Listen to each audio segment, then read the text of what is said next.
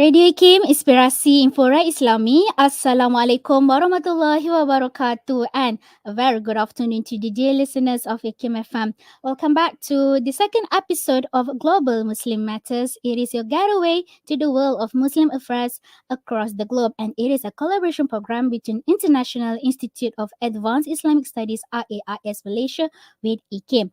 And for today, we are still going to talk about the Israel-Palestine conflict, but specifically, we are going to talk in the perspective of the wider MENA geopolitical context. And to talk about it, I have Mr. Muhamad Sayuti bin Mansor. He is the research fellow at IAIS Malaysia. Assalamualaikum, Mr. Sayuti. Waalaikumsalam warahmatullahi wabarakatuh. Alhamdulillah. And how are you, Mr. Sayuti? Alhamdulillah, I'm good. Thank you. Alhamdulillah, and thank you for being with us today. Yes. So, before we go into the conversation itself, perhaps, Mr. Sayuti, could you introduce a little bit about yourself? Okay, thank you. First of all, I would like to express my gratitude. Thank you for having me here. As an introduction, my name is Muhamad Sayuti bin Mansor, and I'm a research fellow at the International Institute of Advanced Islamic Studies, IAIS Malaysia. It is a premier think tank on the global Muslim affairs. I'm a research fellow there, focusing on the Islamic political science and thought. And thank you for the brief introduction.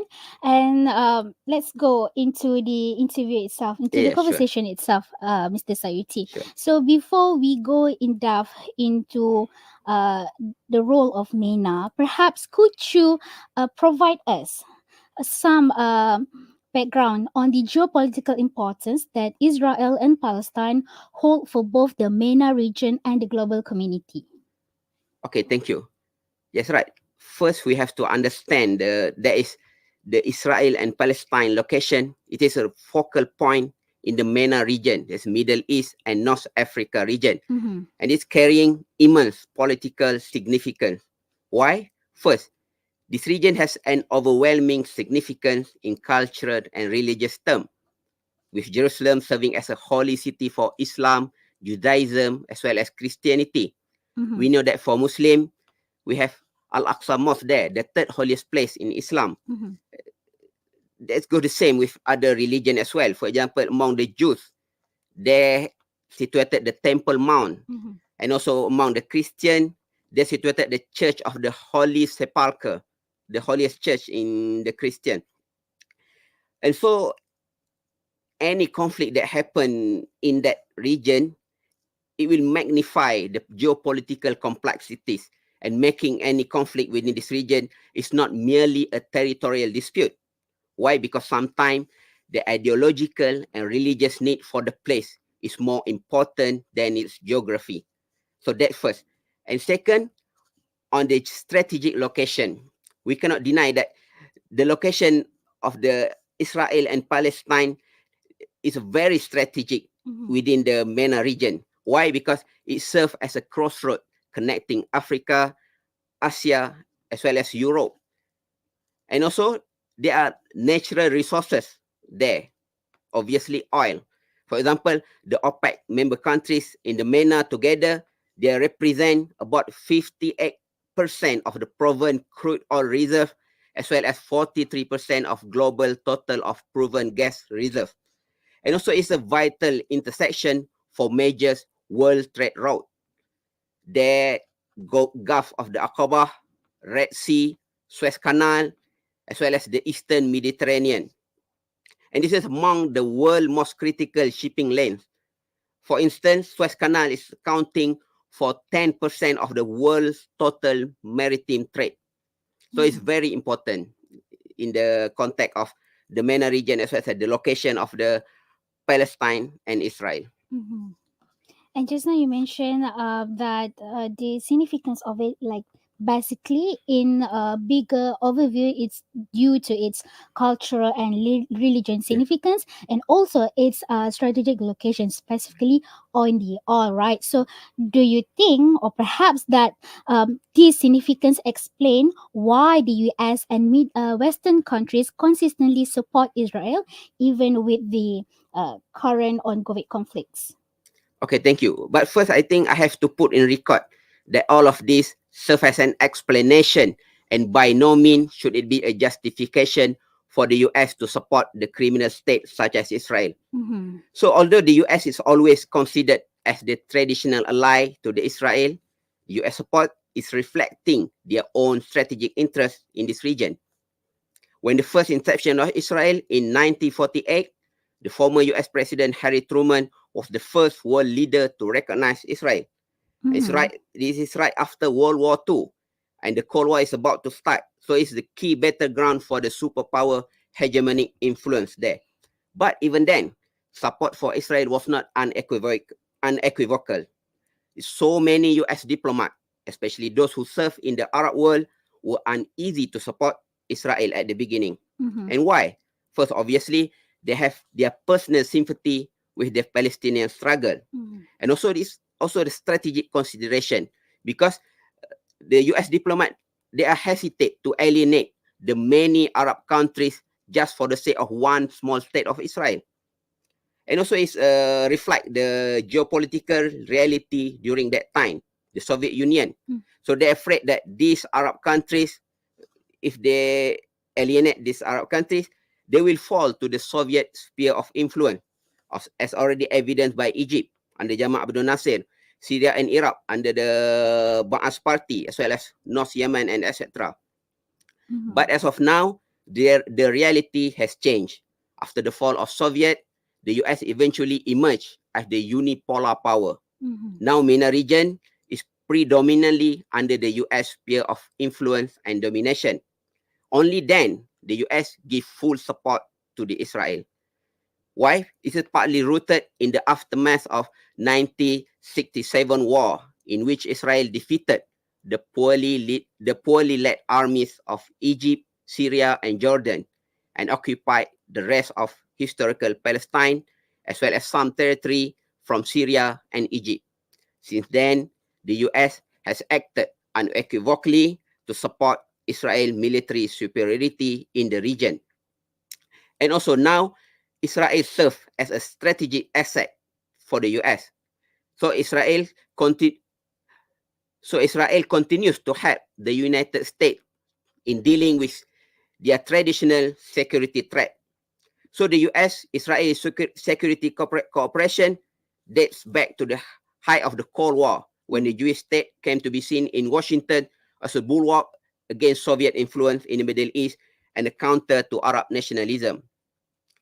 But until now, the Israel remains a counterweight against hostile forces in the MENA for the US. For example, the Islamist terrorists, as well as Iran and its nuclear program. And also the US believes that by supporting Israel, it will help to spur closer US-Arab relation. Why? They based on the theory that only the United States could convince Israel to make concession in negotiation with this Arab state. So it's evident with the multi-billion-dollar arms deals that Washington has struck with Arab countries, especially Gulf allies, in recent years. And aside from this practical geostrategic consideration, there are as well political or public opinion, money, and the influence that money buy in politics is also played a role in the US friendly policy toward Israel on both sides, the Republican as well as the Democrat. For the public opinion, we know that the Israel has a superior PR machine. For example, the headline grabbing, the violent action by the pro-Palestinian group, such as in the 1972 Munich massacre, in which 11 Israeli Olympic athletes were killed, has generated sympathy for the Israel. But not the same for the action that released from the Israeli side, that is the extrajudicial killing in the name of taking revenge after that incident.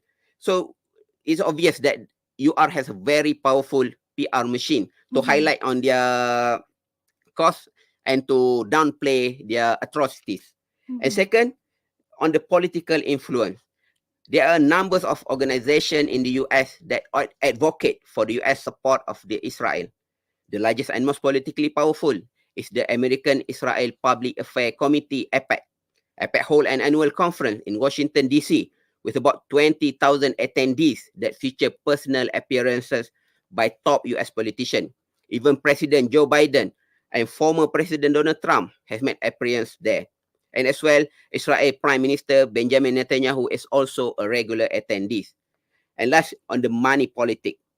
This pro-Israel interest group has donated millions to US federal political candidates. For example, during the 2020 campaign, this pro-Israel group has donated about 30.9 million US dollar. So the current conflict is very crucial to the US. For example, the Global Conflict Tracker by the Council of Foreign Relations of the US has listed the status of Israeli-Palestinian conflict with the status significant with regard to its impact on the US. For comparison, another conflict in the Middle East, such as the Sudan War, is listed as limited. War in Yemen, limited. And also the Syria conflict is limited. But just before this conflict arrived, the US seemed to pursue another foreign policy. That is exit strategy to pull out from the Middle East and to pivot to Asia. But I will stop here first and we'll get back to this point later on. Thank you. All right. And of course this conflict is not just one time. It has been happening for years and seems like there's no ending to it. Yes. So do you see that the current Israel-Palestine conflict as different from the previous one? And do you think that the outcome of this conflict will be different from the previous one? And how will it affect the Middle East geopolitical situation? Okay, first, no, in my opinion, this is not just another round of clashes. Why? Because from the very beginning, there are certain aura of regional or even global scale to this conflict. First, due to the prolonged repression and repeated provocation, the Palestinian resistance, led by Hamas, has launched fight at an unprecedented level. Thus, there are many that call this as the Israel 9/11. That's to highlight the importance of this time conflict. And also now Israel has to respond, and it warned that it will retaliate with full force. Why? First, to avoid humiliation, because there are obvious negligence and failure on the Israeli defense and intelligence to anticipate the attack. So Israel has to retaliate with full force to avoid humiliation. And second, it's based on the strategic consideration. Why? Based on the logic of deterrence. They try to convincing Hamas and other enemies that they should not attack Israel again because the price they would pay would be too high. So Israeli officials will worry that a soft response to the current violence would encourage Hamas to strike again. And they will also be concerned that another actor, Hezbollah, Iran, and other foes would see Israel as weak. So the scale of this attack is so immense that a return to anything approaching the status quo would look like a victory for Hamas. For example, Israel cannot just, from their own perspective, they cannot just retaliate only by sending few rockets. So thus Israel now preparing for a full ground invasion in Gaza. And also from the very beginning, there's speculation on the involvement of Iran in this incident. So this may trigger an escalation which Israel has to fight on multiple fronts with Iran through its proxies. For example, Hezbollah in Lebanon as well as Syria. And last, on the why this is not just another round of clashes, we can see from the US action. Just after this incident, the US now is moving their military asset closer to Israel as a show of force in the region to prevent the conflict between Israel and Hamas from widening any further. To date, the US has sent 2 carrier strike groups as well as US Marine Rapid Response Force. But this move also may trigger involvement of other superpowers such as Russia and China. And then on what is the expected outcome of this conflict and how it will change the geopolitical scene, I think right now it is too early for us to speculate. All attention now is on the Israeli ground troop that has been deployed to the border of Gaza. Netanyahu up until now has called up almost 300,000 military reservists. But as of now, they are yet to make any move for ground incursion in Gaza. And it's important to note that many experts now has warned the Israeli side on the risk, both militarily and politically, to do so. But should this unfortunate event occur, then we'll see what happens. But for the expected outcome of the ground battle, there are several possibilities that have been forecasted. Several developments could trigger an escalation of the conflict. For one, Israel does tremendous damage to the Hamas during the counteroffensive in Gaza, either or both Hezbollah and Iran might be tempted to intervene to back up their ally, that is Hamas. And second, the second situation, if the Israeli counteroffensive goes badly, by contrast, Hezbollah and Iran might see their adversary as weak and vulnerable. And so this is opportunity for them to opt to join the war in hoping to destroy the Israel. That will lead to the escalation of the conflict. And third, if the Israel success in its counter-offensive, it also could produce scenarios in which the Israelis choose to escalate. For example, if the Israeli operation go well and the IDF crush Hamas forces with the minimum cost, with the low cost to the Israeli, with the wind at its back, Israel might choose to expand the war to try to eliminate the threat from Hezbollah and even from Iran. But if the IDF does badly in Gaza, getting bloodied and bogged down, there is some chance that Netanyahu could choose to escalate in the hope of gaining a victory somewhere else. Another potential driver of escalation is the political and legal future of Netanyahu himself.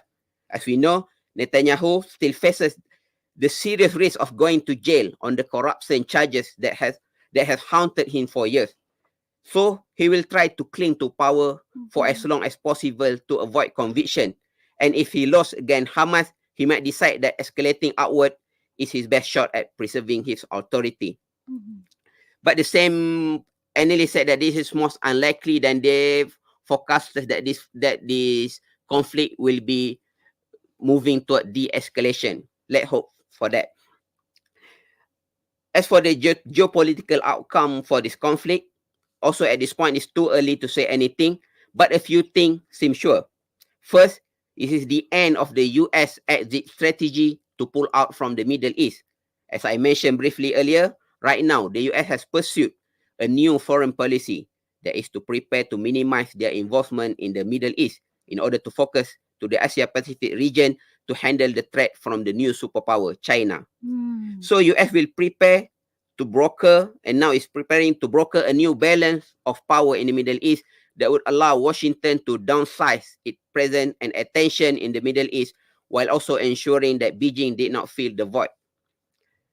So we see a historic bid to normalize relation between Israel and Saudi Arabia, promised to formally align Washington's two most important regional partners against their common foe, Iran, and anchor the Saudis beyond the perimeter of China's strategic orbit. But with the current crisis at the heart of MENA region, it seems that the region has forced itself back to the top of US president's agenda. That's first. Second, is very much related to my first point. That is, the current conflict seems to stall the trend of normalization between Israel and the Arab countries, especially Saudi Arabia. Right now, I think any Arab countries in this region, any Arab countries in this current situation, they will not dare to pursue their normalization effort. And even countries that have done so seem to retract a little bit in the heat of Israel aggression in Palestine. Many had even criticized and blamed Israel for its atrocities in Palestine. And with the US presidential election circle, we start early next year, I think it seems most unlikely that this effort can be presumed in the nearest future. And just now when you mentioned about that, the US especially, they are trying to minimize their involvement in the Middle East, and seems like they are going to transition more and focusing into the new superpower, which is China. Yeah. So perhaps delving into the great power politics, how do the geopolitical rivalries between the US-Europe alliance and Russian and China play out in the Israel-Palestine conflict, and what role do these global powers play in shaping its trajectory? Okay. As I mentioned earlier, the status quo in the MENA region, in the Middle East and North Africa, right now is predominantly dominated by the West. That is the US-Europe alliance. But they are in the midst of pulling out from there now before being stopped by this conflict. Right now, they might want to reconsider their strategy. As for other superpower, Russia, for example, has a long history of presence in the Middle East during the Soviet era. Even after the fall of Soviet, it has not disappeared completely. Russia's Middle East policy reflects its broader strategy of multipolar diplomacy. By engaging with various actors in the region, especially those not aligned with the Western power, Russia seeks to counterbalance US influence and assert itself as a key player in the Middle East. Now, Russia maintains a military presence in the Middle East, notably through its involvement in the Syrian civil war. Russia's military intervention in Syria, starting in 2015, was a strategic move to support the Assad regime and protect its interests in the region. The naval base in Syria now provides Russia with a Mediterranean foothold. Russia also has developed strategic alliance with countries such as Iran. Shared interests, including opposition to the Western dominance, have led to collaboration in areas such as energy, military cooperation, and diplomatic initiative. With regard to the Palestine-Israel, Russia stand, with the upsurge in violence in the Middle East dominating the international news agenda, Moscow now is counting on dramatic headlines from the Israel. Why? To divert attention from the Russia's wars in Ukraine. So the Russian authorities are also hoping that as a result of the situation in the Middle East, some Western arms supplies to Ukraine will be redirected to Israel. This crisis will directly influence the course of the Russian military operation in Ukraine. So that Russia. Second, China. China, as we know, it is a new player in this region with increasing involvement in this affair. China has been stepping up its presence there mainly through economic power. China's Belt and Road Initiative, BRI, has become one of the elements that is noticeably expanding Chinese influence in the Middle East and North Africa. Beginning with Beijing 2016 Arab Policy Paper and continuing with Xi Jinping 2018 20 billion oil and gas economic package to the region, China has been increasing its cooperation with Iran. But China also increasingly present in the arena of diplomatic effort and conflict resolution. Most notably was its important role in brokering Saudi-Iranian rapprochement, which led to the re-establishment of diplomatic relations between these two rivaling countries. As well, for the Palestinian, China has historically backed the Palestinian cause for decades.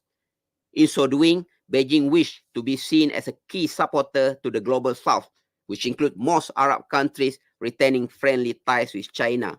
Besides, China is looking to offset concern in the Islamic and Arab world about Beijing treatment of the Muslim ethnic Uyghur in the northwestern Chinese region of Xinjiang.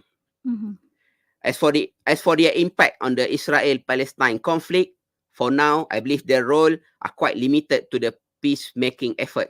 This is evident during the latest UN Security Council meeting on Monday, in which Russia put forward a resolution calling for a ceasefire to end Israel-Hamas war in Gaza. It is interesting to note that the draft resolution received support from one other permanent council member, that is China. While as usual, the delegation of France, United States, and United Kingdom voted against it. The same for the response toward Israel's latest atrocities in Gaza. Russia and China tend to condemn Israel, while the West continue to fully support it. And we would like to move a bit into the current conference I held yesterday. So on 18 October 2023, the OIC, the Organization of Islamic Cooperation, held a meeting at the level of foreign ministers, and the main objective of the meeting itself is to discuss the ongoing Israeli military aggression against the Palestinian people. And so far, three things that we can conclude from it. So the first one is that they recall the principles and objectives contained in the Charter of the Organization of Islamic Cooperation. Second, they emphasize all resolutions issued by the Organization of Islamic Cooperation regarding the issue of Palestine and the city of Al-Quds al-Sharif. And third, they also reaffirm its emphasis on the centrality of the Palestinian issue for the entire Islamic Ummah. And perhaps, Mr. Sayuti, what can the Organization of Islamic Cooperation itself, OIC, that they can do to actively contribute to resolve the Israel-Palestine conflict? Okay, thank you. first and foremost, I think, yes, OIC should contribute to this resolution of this conflict. Why? First, because the very existence of the OIC is tied to the Palestine liberation. As we know, the OIC was established by the decision of first Islamic Summit Conference held in Rabat in 1969 upon the reaction of the Islamic world provoked by the attack against Al-Aqsa Mosque. In fact, the General Secretariat of the OIC is originally headquartered in Jerusalem, Palestine, and the headquarters in Jeddah now is only served as a temporary one until Jerusalem is supposed to be liberated, and then it will move there. And also, the OIC has so many great potential as well. As we know, OIC is the second largest intergovernmental organization just after the United Nations, with membership of 57 states. So many potential there in this organization. But as we know, it faces a lot of challenges as well as limitation as well. The most obvious one is the structural challenges, because we know that there are no enforcing body in the OIC, unlike the UN Security Council in the United Nations. And also we know that each member of this organization, sometimes they have their own geopolitical interest vis-a-vis the global superpower. But we cannot deny the prospect for the OIC's contribution in this conflict. Why? Because we cannot just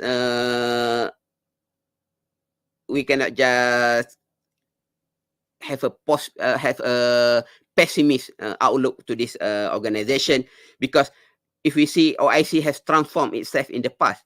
Formerly, the OIC is known as Organization of the Islamic Conference, and now it transformed into Organization of the Islamic Cooperation. Is it to symbolize their unity? So I believe it is time now for another transformation of the OIC to move forward to resolve this problem. And I believe right now OIC should first, with regard to the conflict resolution, it should broker peace. Its bordering countries member such as Egypt, Jordan, as well as another influential members in the OIC such as Turkey, Qatar, and Saudi could broker the peace process between Israel and Palestine.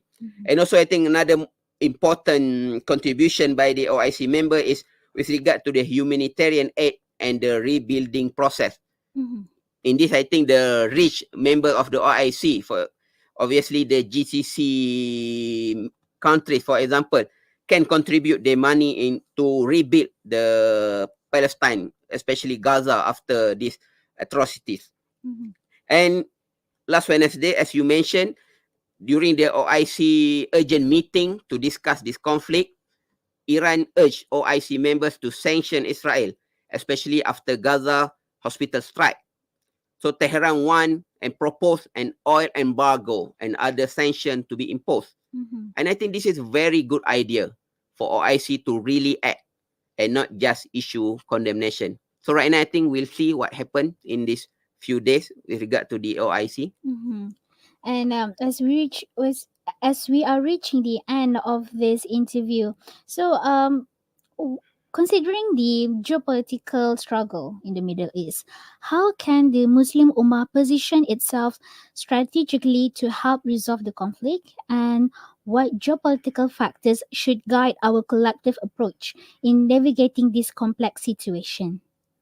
Okay, first of all, and I think this is the most important thing, when we talk about geopolitics strategy, don't ever lose sight about the underlying issues. There is human suffering, humanitarian crisis, etc.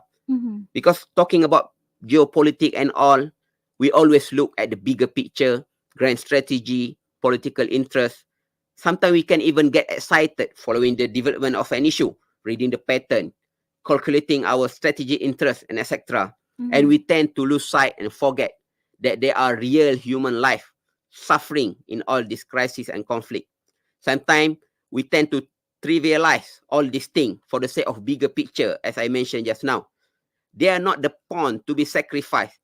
They are real human beings someone fathers, mothers, children, relatives, and are suffering right now. So as Muslim, I'm very much hoping that we can stress on this humanitarian part, karomah insaniyah, the human dignity, and we must change what is happening right now. Like we discussed earlier, in the geopolitics, the support and solidarity tend to be forged along the strategic line. For example, why the US support Israel, as we discussed earlier, because they have strategic interest. And even why other big powers tend to support Palestine, because they have something to gain from this. Once it disappears, maybe this support will also disappear. So we must change that. Support and solidarity should always follow the humanitarian and moral line. But we cannot deny, in this world of real politics, we as a Muslim Ummah couldn't afford to be naive as well. So we do have to take into consideration all of this geopolitical calculation to maneuver in achieving our cause and struggle. So in this Palestinian cause, to help our brothers and sisters in Palestine, we as Muslim Ummah should utilize whatever geopolitical capital that we have. Although we are not superpower politically and militarily, we can leverage these great power rivalries, the position of other superpowers, to our advantages and cause. Yes, maybe they have their own agenda in this, but whenever possible, we should cooperate to pursue our own strategic interests as well. We must be clever. And we must be clever and careful as well, not to fall into their trap. And the most dangerous risk right now in this conflict, I think, is that we fall victim and being trapped in the middle of these great power rivalries. We don't want our struggle in the Middle East, in the Palestine, to be manipulated and turned into the proxy war. So in the end, I think we must not lose sight on what this conflict is all about. It's a humanitarian issue. It's a moral one. But we must not be naive as well in the midst of this geopolitical world. I think that's all. Thank you.